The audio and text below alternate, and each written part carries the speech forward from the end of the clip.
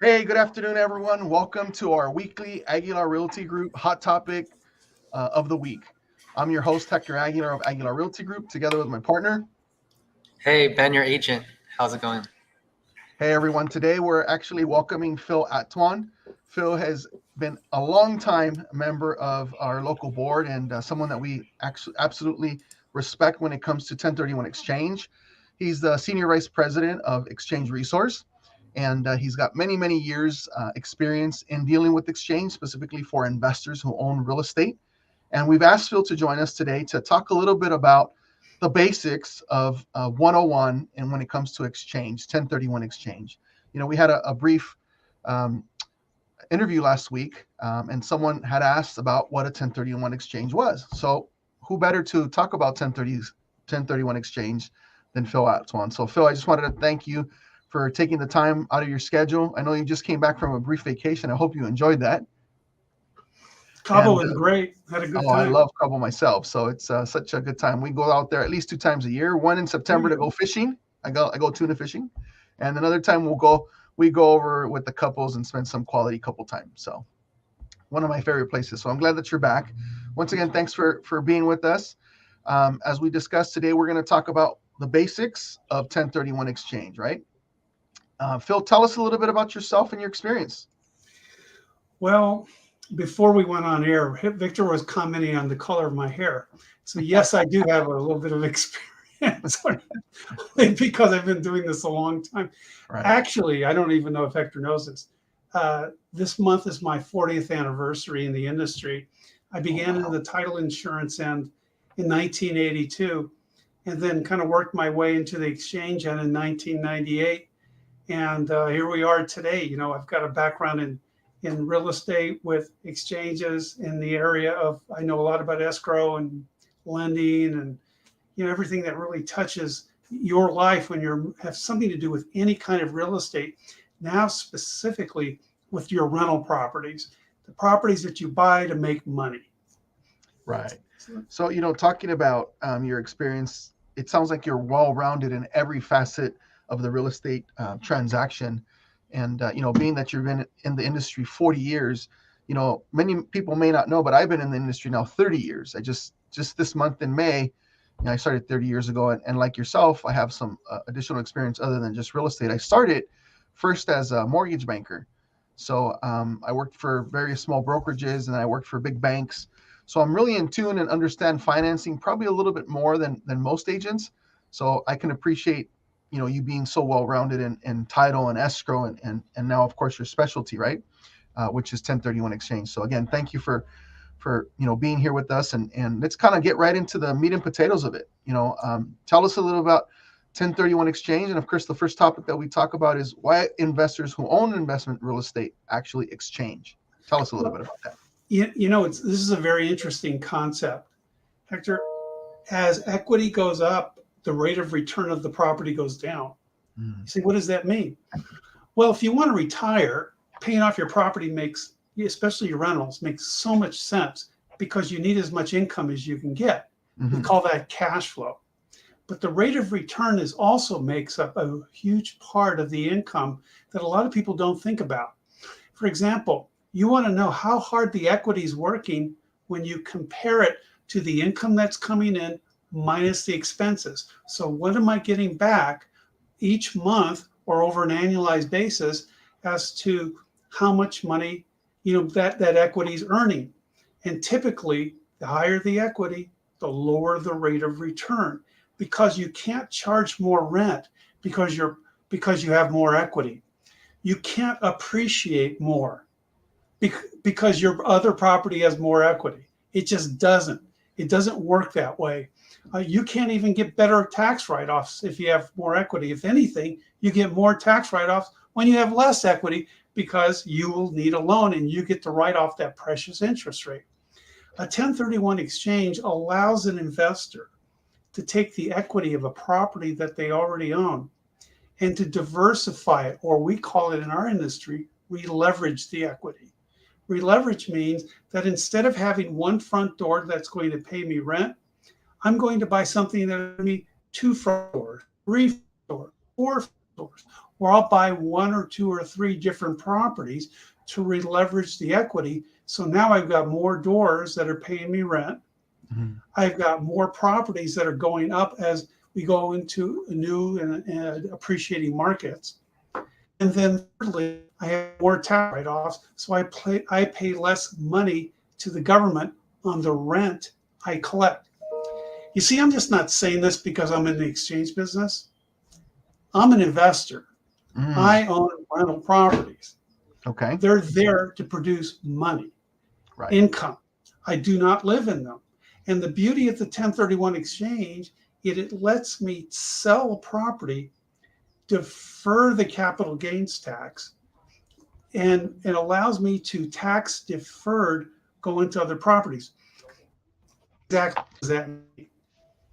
When I sell a piece of property, or when you sell a piece of property, depending on what you're selling, you're paying either 3 or 4 different taxes.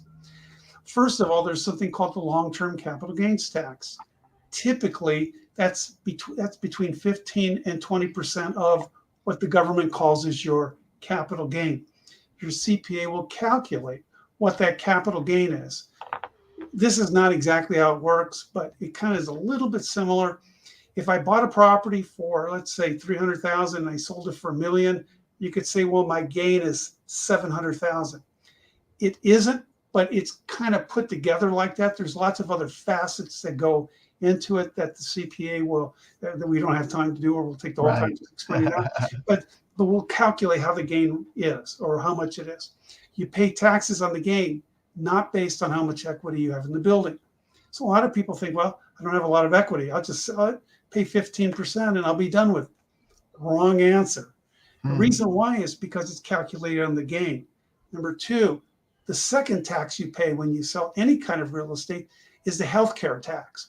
Some people call it the Affordable Health Care Act. Some people call it the Medicare tax. Some people call it Obamacare.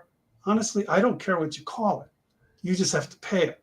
Right. And that's another 3.8% that's going to be tacked on to your 15 to 20%. And that goes into the healthcare program. Wow. That's also true for Wall Street, by the way. When you're selling your stocks, your bonds, and your mutual funds, you have to pay that tax.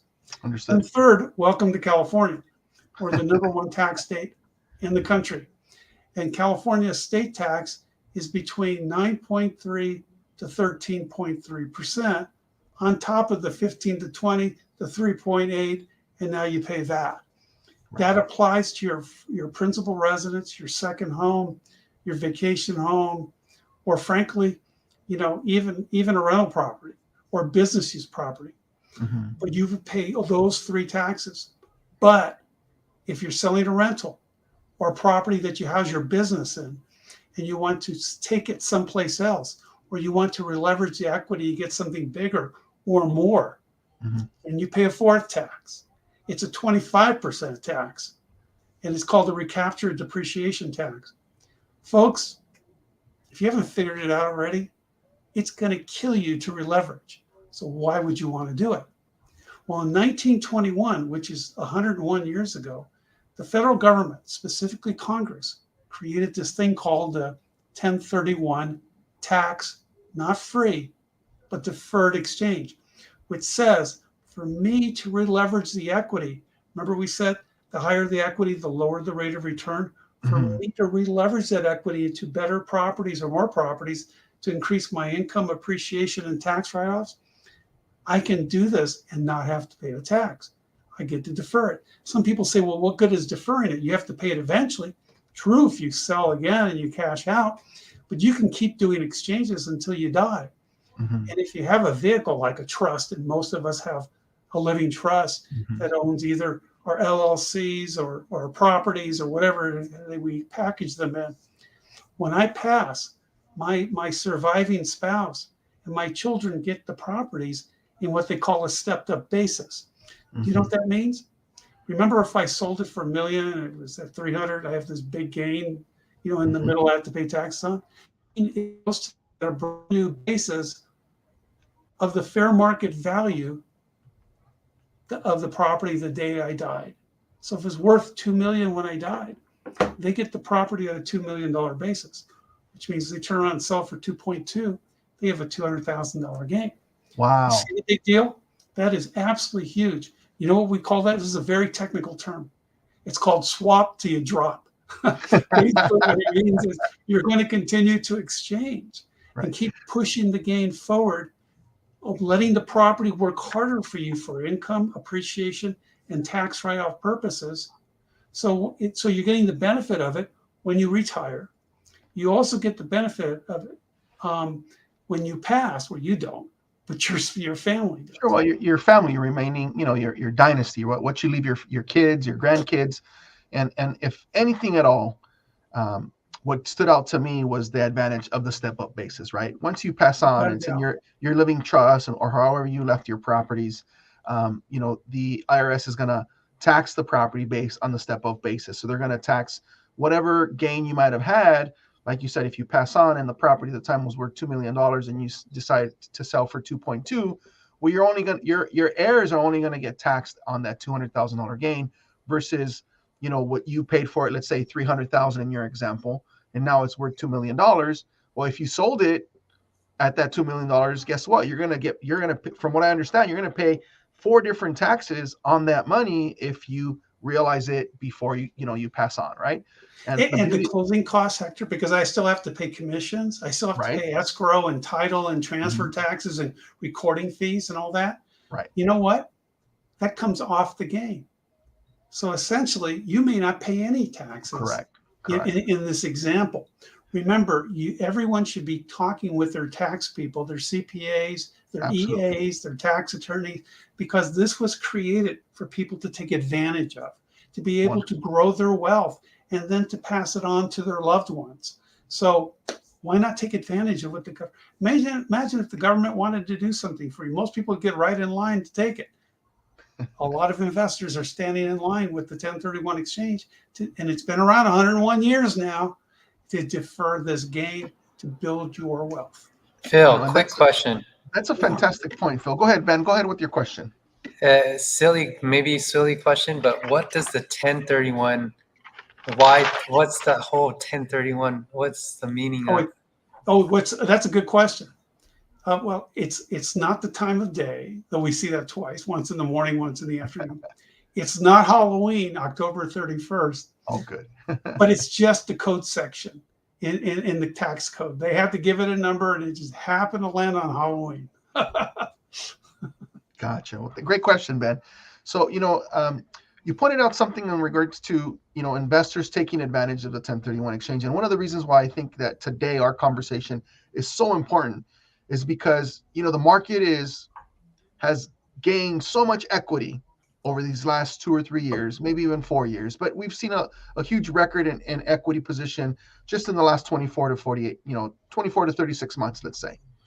And there's a lot of investors such as yourself that maybe don't have multiple properties, but they have 3 or 4 units. They have 5 or 6 units. They have 10 units, right? And you mentioned something that kind of caught my eye or my ear, which was the more equity a property has, the less income it has, right?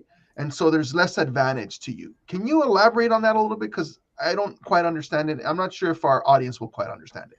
I actually have a worksheet that I can send to you, Hector and Ben, and once you get it and your clients or your listeners want to listen into it and get a copy of this, I'm sure you can forward it to them or they can contact me. Basically, It calculates what your interest rate is off your equity. See, everybody's got some kind of equity in their building, especially if it's a rental. So the question is, what are you getting back for that equity? Well, you're getting rent, right? You have to pay expenses on the building. There's a net that you make after the expenses, right? And then you look at the equity and then you decide based on the equity in the building, what is the percentage of rate of return I'm getting back for the equity that's already there. Okay. It's really interesting. You can't charge more rent because you have more equity, because rent isn't predicated on equity. It's based on the merits of that individual building compared to the other properties that are being rented in that area, right? Correct. So the bottom line is that if you imagine this, and I want you to kind of think out of the box. If you took the equity and you decide to put it into the stock market, or if you put it into a CD account, you would get a return for that, whether the market's going up or down. Last time I checked, the market was not doing well today. Not too well, no. But the bottom line is, if you put it in the bank will give you 1% interest or 2% interest or whatever. My question is, based on all the equity that's in the building, based on what rent you collect, based on the expenses of the building, what is the interest rate that actually goes into your pocket? And that's all we do. That's all it is. It's a little calculation worksheet that I did with a couple of CPAs that helped me put it together. Fantastic. And basically, it gives you an idea or a flavor as to what how hard your building is working for you. Because isn't it true that we buy buildings so they can work for us, so we don't Absolutely. have to? Well, if you think about it, yeah, no, I agree. And if you think about it, most investors buy a building to leverage the monthly income, right? They don't necessarily care too much initially about the equity they're receiving. Obviously, over time, as they see that equity grow, they might raise an eyebrow and say, hey, maybe I should exchange it into something larger that's going to generate a higher what? Greater return. A greater return, right? Because what we're looking for is for that passive income, that better return than putting our money in the bank at 1 or 2%, where we might be able to get a 6, 7, or 8% return on some of the assets that we have, right? And, we call it in the industry like mailbox money, right? We're going to get more money investing our dollars into investment properties, rentals, commercial buildings, et cetera. And there's different investors that have different, I guess we call it tastes for investment. What are they hungry for? Are they hungry for residential? Are they hungry for warehouse? Are they hungry for, strip malls or strip centers? You have different levels of investors. But what I love about the 1031 exchange is that it allows you to leverage that equity and defer your tax base on that gain for a future time and, a future point in time. So that allows you to kind of move that gain in equity because you're capped on your income, just based on the market rents. There's only so much you can charge, right? And it's all relative to what the market is doing. But at the same time, that equity isn't working for you. It might be an opportunity to take that equity gain on a 3 or 4 unit property, take it and then leverage it into maybe a 5, 10, 16, 20 unit property. It's going to get you more income and increase that rate of return for that equity that you've built up in the smaller property. Without a doubt. Without a doubt, I think 1031 exchange is one of the most important tools that was created how long ago? 121 years ago? In fact, just to show you how the government still supports it, a year ago last month, the White House put out a tax package, and they wanted to eliminate the exchange, eliminate the stepped up basis, and change the capital gain from 20 to 39.6%. Oh my. I mean, and you know what the House of Representatives who got the bill said? I don't think so. Because they were going to kill the economy. Absolutely. They're going to ruin people's lives. That's like saying, okay, we're going to take away every federal worker or every state worker's pension. Goodbye. You're on your own now. Yeah. You can't do that. That's what makes the economy go. So the bottom line is that the government believes in it. The government created this thing in 101 years ago, in 1921. And the House of Representatives back in November said, we're going to keep this thing because it's really good for the economy. Correct. So the government still believes in it. Maybe not the entire government, but a good part of them still do. And because it makes the world go round. Look, you can't get taxes from people who aren't making money, but you can for those who are. Correct. And the more they move their properties around, they have to hire you, Hector, and you, Ben. They have to hire an escrow company. They have to pay a title company. They have to pay transfer taxes and fees. That's money that's going out. And guess what happens when money goes out because of all these transactions? The economy grows. People make money. Sure. And they pay taxes on the money they make, and then they go out and spend it. Correct. And when they go out and spend it, other economies, other businesses make money. They go through the same cycle all over again. It's really good to keep churning money.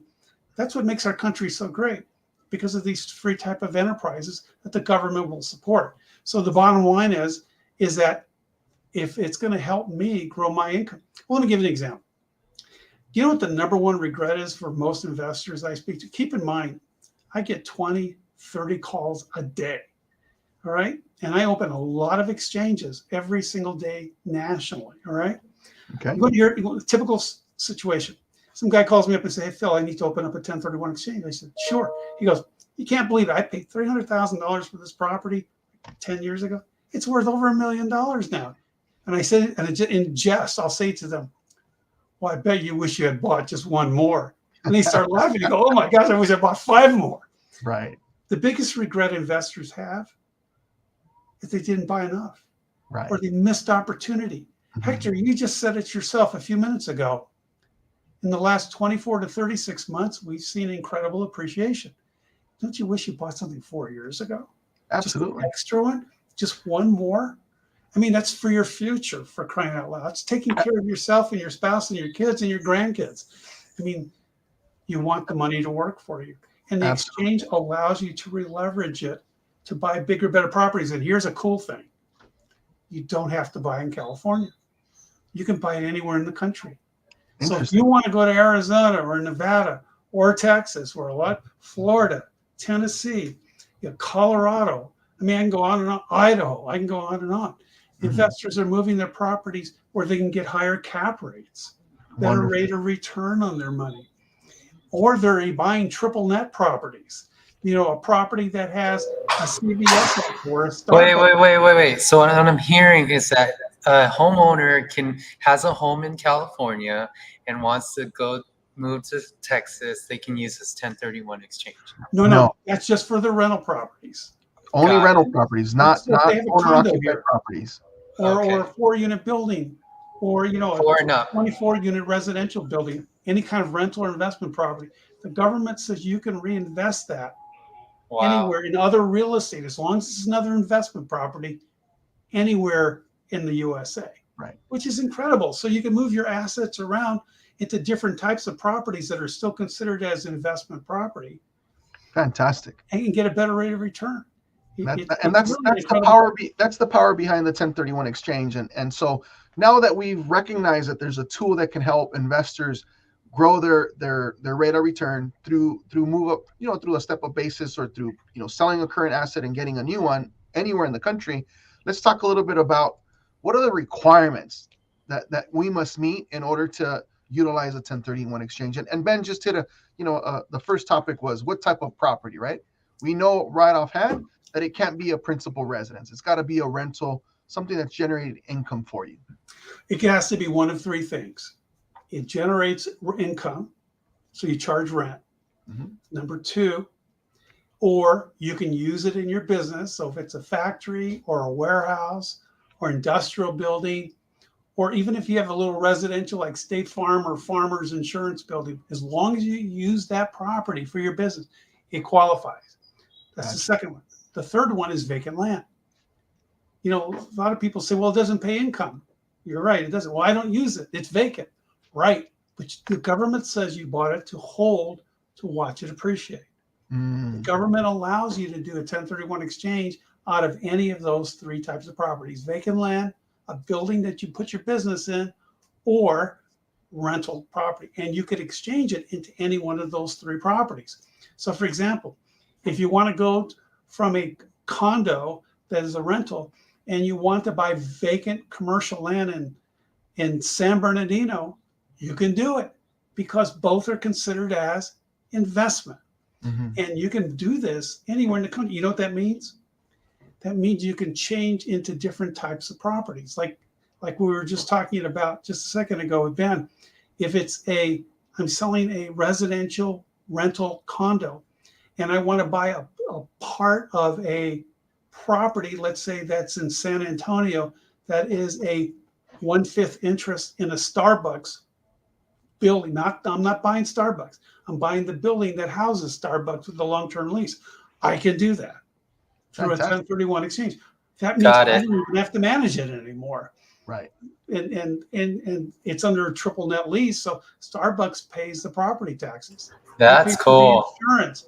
They pay for the maintenance on the building. I don't. And that's true of any type of CVS or, Tesla. They have their buildings, like we drove by one from coming home from the airport yesterday, SpaceX. We did an exchange out of that property that a lot of people had a fractionalized interest in. So Elon Musk was paying them rent. Wow. You know, how about, do any of you ever heard of this company called Amazon?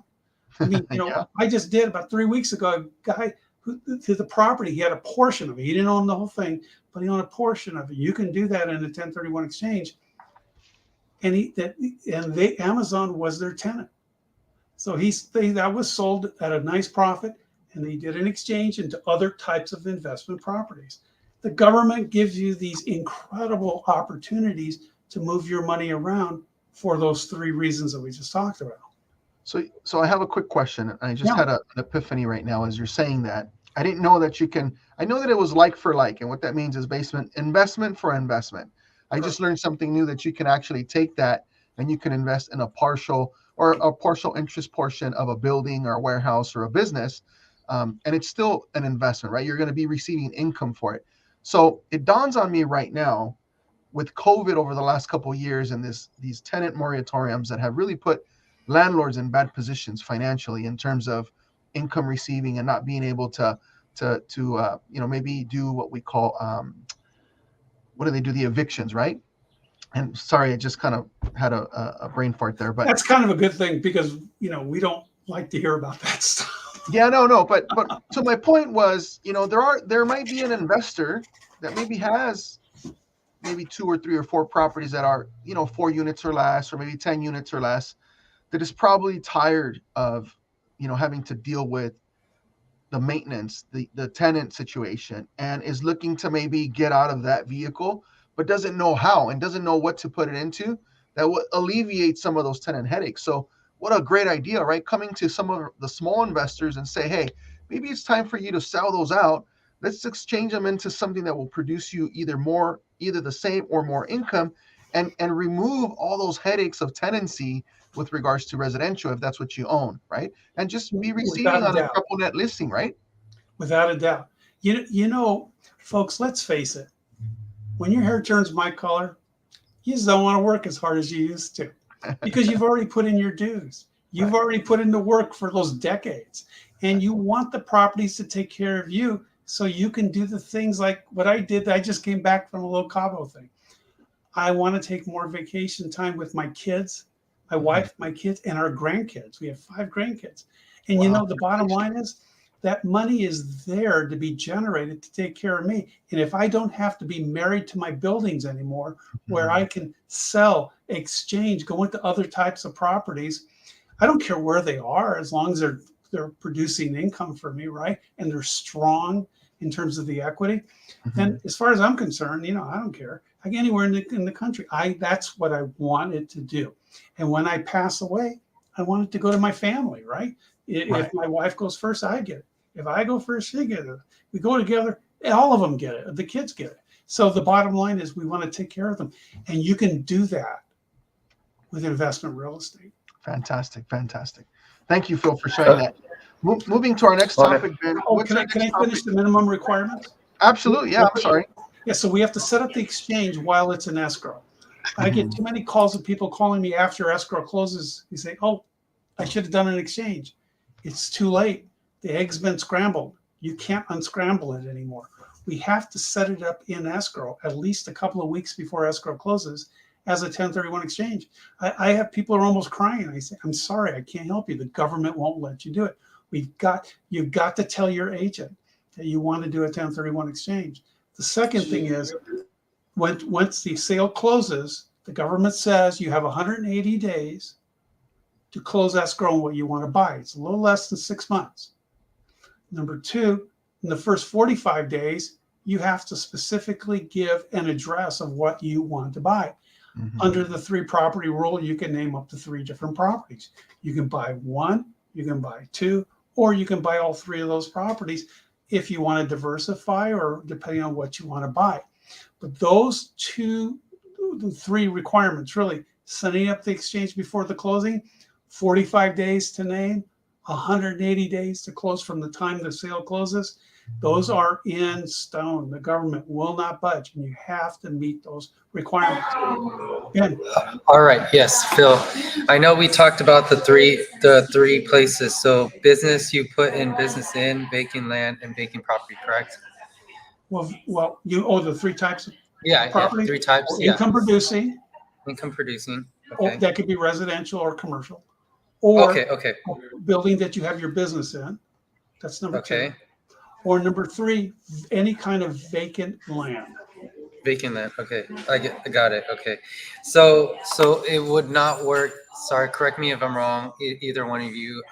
Since I'm learning all this, a family in a single family residence going to another single family residence. No, because it's not for your personal residence. Got it. Got it. Okay. Thank It's you. not for your second home or your vacation home either. Right. People have like properties in Big Bear or out in the desert or out the ocean. Not in the water, but Yeah, coast, on the coast. Right. Very good. Very good. You should be teaching the class. Anyway, the bottom line is that those are not exchangeable. Right. Now, if you have it as an Airbnb or you rent it out, that's a different thing because it isn't for personal use. It's for investment use, right? Which requires income, right? Yeah. Thank you. Any of those will work. You mentioned something that I just went through with one of my investors, right? I helped them sell a 4-unit property in Pomona. And early on in the conversation, I asked them, what are your goals? Are you looking to cash out? Are you looking to exchange? You are going to face some capital gains taxes. I would recommend that you discuss it with your tax professional, your CPA or your tax preparer. Let them know that you're going to sell the property. Here's a net sheet of what you're going to gain. And I would highly recommend a 1031. Now, I gave them the couple options. I said you can buy a building for a business, you can invest it in a warehouse, or you can buy other units. You can reinvest it, to defer that tax. And he thought about it for a couple weeks, and sure enough, we just recently closed. And guess what he said? He said, "Hey, Hector, can I 1031 exchange it now?" And I said, "No, unfortunately, you can at this point because, we had that conversation early on, but now we're closed." And I said, "Okay, well, what should I expect them to in terms of taxes?" I said, "That's a really good question. Honestly, it could be anywhere between 20 to 30, maybe a little bit more percent. So my recommendation is, again, sit with your CPA to minimize that tax implication as much as possible. But I'm not your tax professional. I don't know exactly what that amount is, but I know there's a percentage." So to your point, if you do have an investment property and you want to sell it and you want to defer that tax exchange, you got to do it during your escrow period. That brings me to another really quick point, and this is kind of something that's been a little bit common, and I've been asked a little bit about it recently. And we're gonna talk a little bit about how investors create income, appreciating tax write-offs through the rentals, right? First, and then the last topic that I have, and it's really, really common, Phil, when we talked a little bit about it, was a reverse 1031 exchange. So I don't want to go into that just now, but because I've heard it recently, I just thought about it. I wanted to make sure that it's something that we do cover. But moving on to our next point in our talk today is, how do investors create that income? How do they increase appreciation? And how do they take benefits of tax write-offs through rentals? Well, I mean, the bottom line is that, if you aim at nothing, you'll hit it every time. Right. If you got to know what you're shooting at, folks. The benefit of why these two gentlemen are speaking with you about real estate is to educate you that the people who have the most amount of money tend to own this stuff, right? Right. I had two uncles. One was Uncle Don. He's still alive. And there was Uncle Ray. He's passed. Technically, Uncle Ray is my wife's uncle. And Okay. Uncle Don was my uncle. Both lived in real estate. Uncle Don owned 21 different properties, all single family, did not believe in units, did not believe in commercial, single family. He was very successful. Uncle Ray said, never buy residential, never buy units, only commercial. And he owned several commercial buildings. Which one was right? They both were. You see, folks, you aim at nothing, you hit nothing. But you got to have, and that's why Hector's here to talk with you today. That's why Ben's here to talk with you today. Because real estate is more than just the little part that you live in. It's a whole world of income.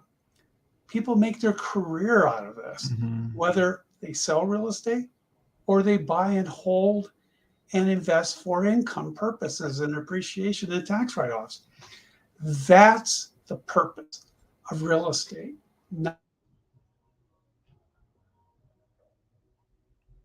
Oh, looks like we lost internet connection here real quick. But as Phil was saying is, oh, there you are. Hey, Phil. There I he don't know is. what happened. Yeah, You know, technology, right? You love it and yeah, sometimes you hate it. But that's right. getting back to what you were saying, go ahead. No, no, a lot of people don't realize that you can convert your primary residence by buying a different one and make it a rental. You can convert your second home and your vacation homes into rental. Just hold Mhm. it for 2 years and rent it out for 2 years. It now qualifies for a 1031 exchange after two Wonderful. years of renting it out. So it's great. Those self-storage facilities that some of you who are listening to our voices put money into to store your stuff. I call it something else, but I won't. Oh yeah, I know. Here's the You deal. call it sugar honey iced tea. That's a great business to be in, to buy those types of properties. Mhm. They're virtually almost management free, except for one or two employees, and that's it. Some Right. people love buying those. Other people are into different types of properties. Whatever would work for you is an opportunity for you to make money to watch it grow over time. Absolutely. And 80% of wealth is built through real estate, whether it's commercial, whether it's residential, whether it's industrial. Throughout history, we know that wealth has been built over time, even through vacant land, like Phil mentioned. So again, these are just tools, a specific tool for investors to be able to increase not only their net worth, but more importantly, their income and increase the rate of return. So, super, super excited about having you on. Before we go, I wanted to touch base a little bit. We discussed a little bit, A and it's kind of a reverse. hot topic right now in the market, right? A reverse 1031 exchange. Can you tell us a little bit about it and how that works and how is that different than a normal 1031 exchange? Well, we just mentioned a few minutes ago that in the details of an exchange, you have to name what you're going to buy within 45 days from the Mhm. time your sale closes. Correct. In a market like this, where there's so many buyers, that can be challenging. Mm. So the big question people ask, Phil, is there any way I can float money, whether it's I myself think or get a his swing loan or a internet bridge loan? went My out internet out? again. Oh, that's weird because I No, can see I, myself. you're on. You're Oh on. yeah, okay. So anyway, can I close a purchase first and then close my sale and call that a 1031? Can I invert backwards? The government Mm. says yes. They allow you to wait until you find exactly what you want. Make Mm. sure your financing is in order, right? Make sure you have enough cash to put a down payment. And then if you can't buy it all cash, then get a lender and then close the purchase first through us. Remember, Mhm. you have to have a third party 2 weeks before escrow closes to get Okay. that up. Then close the sale up to 180 days later. And that's a reverse exchange. In any 1031 exchange, whether you're doing it backwards, where you close a purchase first and then a sale, Mhm. or when you're closing a sale first and then a purchase, you still have to buy for equal or greater in value. Mhm. You still have to put all the cash from the sale into the acquisition. Essentially, you're still bringing on as much debt or mortgage on the new property as you had on the old property.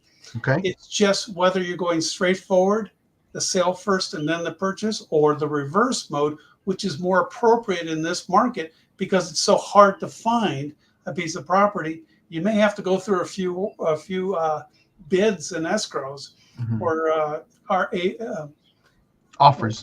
a few offers before you could actually get something because Mhm. everybody's outbidding themselves. I mean, it's crazy. I'm watching 200,000 over listing price, Mhm. in some situations.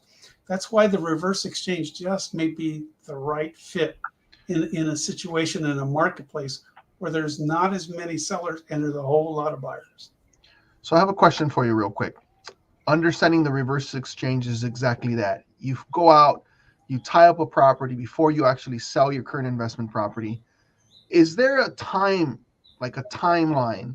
Let's say I find I've got 6 units and I'm going to exchange them into maybe warehouse space, let's just say. And I tie up a property in a warehouse before I close the sale of my 6 units. How much time do I have between the time that I tie up the warehouse or the industrial space until I have to exchange on the sale of my property? Is there 45 days, 100 days, 6 months? Like, is there a time limit? You can close either concurrently, simultaneously, where both the sale, the units, and the warehouse close on the same day. If you're going to do a reverse exchange, you would just close the purchase first, the warehouse, and then the units up to 180 days later. I see. Or if it's on a delayed exchange, you close either simultaneously, or you close your units first, and then you close up to 180 days later on your new warehouse building. So whether you're closing the next day, the second property, or up to 180 days later, you've got, those are your options, or anything in between. Wonderful. So it's got to be, even on a reverse exchange, we have 180 days to close and exchange into that new purchase. Exactly. Wonderful. Thanks for clarifying. I appreciate it. You're welcome. Man, we've covered a lot, and this is just scratching the surface. I know that you're a very savvy investor and you've used 1031 exchanges many times. Like you say, you open, 20, 30 exchanges. Did you say a day or a week? No, I get 20 or 30 calls a week. No, I'm in 3 figures every month in terms of new business Fantastic. openings, and that's just me. Remember, I'm just part of the company. Right. So the bottom line is that there's a lot of business out there, folks. People make money off of real estate. So I would just encourage you, if you already have real estate, maybe you talk to Hector or Ben, and I'll provide them that little thing that it's called your rate of return sheet. And you can just find out and decide, is what you're making enough? Is it adequate return for all the equity in your building? And here's the bottom line. The more equity, the less return. And maybe it's time to re-leverage or borrow and then buy something else. But the bottom line is, got to close this window because the garden. That's the beauty of Zoom. But, right. Oh, I was making sure you're okay there. You look like you fell off your chair. I didn't want you to hear the power mower. Yeah. Well, thanks again, Phil. I mean, there's definitely the 1031 exchange tool is such a great tool to increase your net worth, your income, and defer your tax debt, right? That there are many investors that may not be aware of it or familiar with it. If you guys are investors and you guys are looking to maybe exchange a smaller property into a larger property, or you're looking to increase the rate of return on your cash equity, give us a call. We'd love to sit with you and discuss your situation. We'll gladly forward a rate of return worksheet that Phil's going to provide for us. We'll bring in Phil to have a consultation with you to see what makes sense for you. And in fact, we'll help you identify what other types of properties are available right now to help you exchange into. So, Phil, totally grateful for, the 45 minutes of your time. Thank you. I'm honored to be part of your group today. Thank you very much. I appreciate it. I'm familiar with 1031 exchange, but I always learn something new. I'm always picking up nuggets from your experience and your knowledge. So I appreciate you more than you know. And we're just looking to bring value to our investor clients and to our circle of clients that we have now, to let them know that there's other ways that they can leverage their equity and grow their return. So thanks again, Phil, for making the time. I appreciate it. I'm honored to be here. Thank you. And I wish all your viewers and listeners all the best. Thanks again, Phil. Well, everyone, that's a wrap for today. Once again, this is Hector Aguilar of Aguilar Realty Group, along with my colleague here, Ben, your agent. Thanks again for tuning in today, and we look forward to inviting you next week to our next hot topic of the week, and we'll see you again soon. Remember, if you can find us on YouTube, subscribe, make some comments, give us some feedback, and if there's a topic that's of interest to you that you maybe want to know more about, we'd love to bring it to you as well. Thanks again, everyone. Take care. Hi, everyone.